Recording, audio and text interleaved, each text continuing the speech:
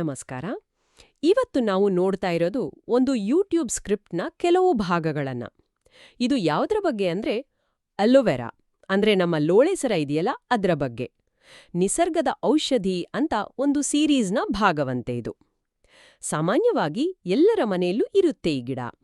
ಇದ್ರ ಬಗ್ಗೆ ಈ ಸ್ಕ್ರಿಪ್ಟ್ ಏನ್ ಹೇಳುತ್ತೆ ಅಂತ ಸ್ವಲ್ಪ ಆಳವಾಗಿ ನೋಡೋಣ ಅಲ್ವಾ? ಹೌದು, ಖಂಡಿತ. ಲೋಳೆಸರ ಅಂದ ತಕ್ಷಣ ಎಲ್ಲರಿಗೂ ಗೊತ್ತಿರೋ ಹಾಗೆ ಸುಲಭವಾಗಿ ಸಿಗುತ್ತೆ, ಮನೆಮದ್ದಾಗಿ ಬಳಸ್ತಾರೆ. ಈ ಸ್ಕ್ರಿಪ್ಟ್ ಕೂಡ ಅದರ ಮುಖ್ಯವಾದ ಉಪಯೋಗಗಳು ಏನು, ಅದನ್ನು ಹೇಗೆ ಬಳಸಬೇಕು, ಮತ್ತೆ ಮುಖ್ಯವಾಗಿ ಏನ್ ಎಚ್ಚರಿಕೆ ತಗೋಬೇಕು ಅನ್ನೋದ್ರ ಮೇಲೆ ಸ್ವಲ್ಪ ಗಮನ ಹರಿಸುತ್ತೆ. ಒಂದಿಷ್ಟು ಸಿಂಪಲ್ ಗಿಡದಲ್ಲಿ ಇಷ್ಟೆಲ್ಲ ವಿಷಯ ಇದೆಯಲ್ಲ ಅನ್ನೋದೇ ಒಂದ್ ಸ್ವಲ್ಪ ಇಂಟ್ರೆಸ್ಟಿಂಗ್ ಅಲ್ವಾ? ಹೌದು ಹೌದು. ಸ್ಕ್ರಿಪ್ಟ್ ಶುರುವಲ್ಲೇ ಚರ್ಮದ ಆರೈಕೆಯ ಬಗ್ಗೆ ಹೇಳುತ್ತೆ.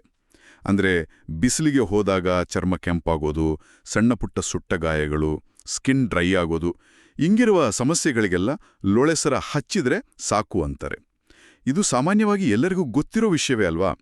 ಆದರೆ ಈ ಸ್ಕ್ರಿಪ್ಟ್ನಲ್ಲಿ ಏನಾದರೂ ಸ್ಪೆಷಲ್ ಆಗಿ ಹೇಳಿದಾರಾ? ಸುಮ್ಮನೆ ತಂಪು ಮಾಡುತ್ತಾ ಅಷ್ಟೇನಾ? ಅದು ಒಳ್ಳೆ ಪ್ರಶ್ನೆ ಕೇಳಿದ್ರಿ. ಕೇವಲ ತಂಪು ಮಾಡೋದು ಅಷ್ಟೇ ಅಲ್ಲ.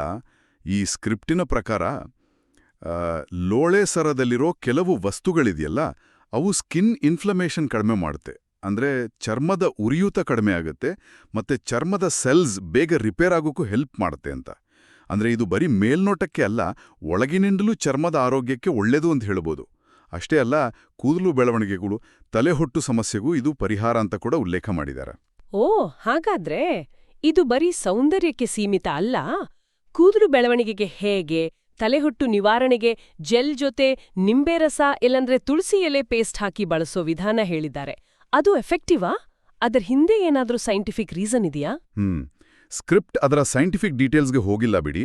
ಆದರೆ ಸಾಮಾನ್ಯವಾಗಿ ಲೋಳೆಸರದಲ್ಲಿರೋ ಎನ್ಸೈಮ್ಗಳು ಡೆಡ್ ಸ್ಕಿನ್ ಸೆಲ್ಸ್ ತೆಗೆಯುತ್ತೆ, ತಲೆಬುರುಡೆ ಕ್ಲೀನ್ ಆಗಿರುತ್ತೆ ಅಂತಾರೆ. ಈ ತುಳಸಿ ಅಥವಾ ನಿಂಬೆ ರಸ ಸೇರಿಸೋದ್ರಿಂದ ಬಹುಶಃ ಅದರ ಆಂಟಿಫಂಗಲ್, ಆಂಟಿಬ್ಯಾಕ್ಟೀರಿಯಲ್ ಗುಣಗಳು ಜಾಸ್ತಿಯಾಗಿ ತಲೆಹೊಟ್ಟಿಗೆ ಕಾರಣ ಆಗೋ ಕ್ರಿಮಿಗಳ ವಿರುದ್ಧ ಹೋರಾಡಕ್ಕೆ ಸಹಾಯ ಮಾಡಬಹುದು. ಓಹೋ, ಇಂಟ್ರೆಸ್ಟಿಂಗ್. ಸರಿ, ಈಗ ಚರ್ಮ ಕೂದಲಿನ ವಿಷಯ ಬಿಟ್ಟು ಒಳಗಿನ ಆರೋಗ್ಯದ ಬಗ್ಗೆನೂ ಹೇಳಿದ್ದಾರೆ ಅಲ್ವಾ? ಲೋಳೆಸರ ಜ್ಯೂಸ್ ಕುಡಿದ್ರೆ ದೇಹದ ಟಾಕ್ಸಿನ್ಸ್ ಎಲ್ಲ ಹೊರಗೆ ಹೋಗಿ ರಕ್ತ ಶುದ್ಧಿಯಾಗುತ್ತೆ ಅಂತ. ಇದು ಕೇಳೋಕೆ ಚೆನ್ನಾಗಿದೆ, ಆದ್ರೆ ರಕ್ತ ಶುದ್ಧಿ ಅಂದ್ರೆ ಸ್ವಲ್ಪ ಅಸ್ಪಷ್ಟ ಅಲ್ವಾ? ಏನಿದ್ರ ಅರ್ಥ? ಹೌದು ಹೌದು. ರಕ್ತಶುದ್ಧಿ ಅನ್ನೋ ಪದ ಜಾಸ್ತಿ ಆಯುರ್ವೇದದಲ್ಲೆಲ್ಲ ಬಳಸ್ತಾರೆ. ಈಗಿನ ಮೆಡಿಕಲ್ ಭಾಷೆಯಲ್ಲಿ ಹೇಳೋದಾದ್ರೆ ಬಹುಶಃ ಲೋಳೆಸರದಲ್ಲಿರೋ ಕೆಲವು ನ್ಯೂಟ್ರಿಯೆಂಟ್ಸ್, ಆಂಟಿಆಕ್ಸಿಡೆಂಟ್ಸ್ ಎಲ್ಲ ದೇಹದ ನ್ಯಾಚುರಲ್ ಡಿಟಾಕ್ಸಿಫಿಕೇಷನ್ ಪ್ರೋಸೆಸ್ ಇದೆಯಲ್ಲ, ಅಂದ್ರೆ ಲಿವರ್, ಕಿಡ್ನಿ ಕೆಲಸಕ್ಕೆಲ್ಲ ಪರೋಕ್ಷವಾಗಿ ಸಹಾಯ ಮಾಡಬಹುದು ಅನ್ನೋ ಅರ್ಥದಲ್ಲಿ ಹೇಳಿರ್ಬೋದು. ಸ್ಕ್ರಿಪ್ಟ್ನಲ್ಲಿ ಹಾಲು ಕುಡಿಯೋ ಮಕ್ಕಳಿಗೆ ಇದನ್ನ ಹಾಲಿನ ಜೊತೆ ಕೊಟ್ರೆ ಶಕ್ತಿ ಬರುತ್ತೆ ಅಂತಾನೂ ಹೇಳಿದ್ದಾರೆ. ಬಹುಶಃ ಅದರಲ್ಲಿರೋ ವಿಟಮಿನ್ಸ್, ಮಿನರಲ್ಸ್ ಕಾರಣ ಇರ್ಬೋದು. ಸರಿ ಸರಿ. ಹಾಗಾದ್ರೆ ಇದರ ಬಳಕೆ ಹೇಗೆ? ಸ್ಕ್ರಿಪ್ಟ್ನಲ್ಲಿ ತುಂಬಾ ಸಿಂಪಲ್ ವಿಧಾನಗಳನ್ನೇ ಹೇಳಿದ ಹಾಗಿದೆಯಲ್ಲ. ಚರ್ಮಕ್ಕೆ ಡೈರೆಕ್ಟ್ ಆಗಿ ಎಲೆಯಿಂದ ಜೆಲ್ ತೆಗೆದು ಹಚ್ಚೋದು, ಕೂದ್ಲಿಗೆ ತುಳಸಿ ಪೇಸ್ಟ್ ಜೊತೆ ಮಿಕ್ಸ್ ಮಾಡಿ ಒಂದು ಅರ್ಧ ಗಂಟೆ ಬಿಟ್ಟು ತೊಳೆಯೋದು. ಇನ್ನು ಕುಡಿಯೋದಕ್ಕೆ ಹೇಗೆ? ಕುಡಿಯೋದಕ್ಕೆ ಸ್ಕ್ರಿಪ್ಟ್ ಹೇಳೋ ಪ್ರಕಾರ ಲೋಳೆಸರದ ಜೆಲ್ ಇದೆಯಲ್ಲ, ಅದನ್ನ ಸ್ವಲ್ಪ ಜೇನುತುಪ್ಪ ಅಥವಾ ನಿಂಬೆ ರಸದ ಜೊತೆ ಮಿಕ್ಸ್ ಮಾಡಿ ದಿನಕ್ಕೆ ಒಂದು ಸಣ್ಣ ಚಮಚ ಅಷ್ಟೇ. ನೋಡಿ ಎಷ್ಟು ಸುಲಭವಾಗಿದೆ. ಈ ಸರಳತೆಯೇ ಇರಬೇಕು ಬಹುಶಃ ಇದು ಇಷ್ಟು ಪಾಪ್ಯುಲರ್ ಆಗೋಕೆ ಕಾರಣ. ಹೌದು, ಆದ್ರೆ ಇಲ್ಲಿ ಒಂದು ಎಚ್ಚರಿಕೆನೂ ಇದೆ. ಹೌದು, ಅದು ಬಹಳ ಮುಖ್ಯ. ಎಷ್ಟೇ ನ್ಯಾಚುರಲ್ ಆದ್ರೂ ಅತಿಯಾದ್ರೆ ಸರಿಯಿಲ್ಲ ಅಂತಾರಲ್ಲ, ಸ್ಕ್ರಿಪ್ಟ್ನ ಎಚ್ಚರಿಕೆಗಳೇನು? ಬಹಳ ಮುಖ್ಯವಾದ ಎಚ್ಚರಿಕೆಗಳು. ಒಂದು, ಜಾಸ್ತಿ ಲೋಳೆಸರ ರಸ ಕುಡಿದ್ರೆ ಹೊಟ್ಟೆ ನೋವು ಆಮೇಲೆ ಲೂಸ್ ಮೋಷನ್ ಆಗೋ ಸಾಧ್ಯತೆ ಇದೆ.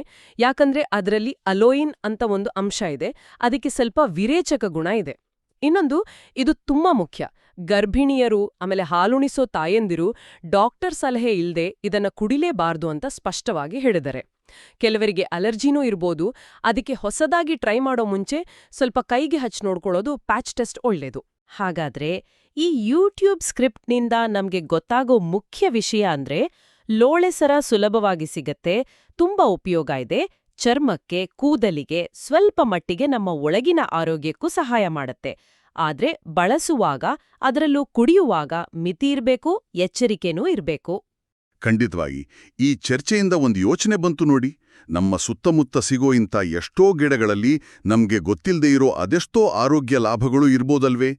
ಆದರೆ ಇವತ್ತಿನ ಲೈಫ್ ಸ್ಟೈಲ್ನಲ್ಲಿ ನಾವು ಈ ಹಳೆ ಜ್ಞಾನವನ್ನ ಎಷ್ಟರ ಮಟ್ಟಿಗೆ ಬಳಸ್ತಾ ಇದ್ದೀವಿ, ಮತ್ತೆ ಇದರ ಸೈಂಟಿಫಿಕ್ ಆಧಾರಗಳನ್ನ ಇನ್ನಷ್ಟು ಆಳವಾಗಿ ಅರ್ಥ ಮಾಡ್ಕೊಳ್ಳೋ ಪ್ರಯತ್ನಗಳು ಎಷ್ಟು ನಡೀತಾ ಇವೆ? ಇದು ನಿಜವಾಗ್ಲೂ ನಾವು ಸ್ವಲ್ಪ ಯೋಚನೆ ಮಾಡಬೇಕಾದ ವಿಷಯ ಅಂತ ಅನ್ಸುತ್ತೆ.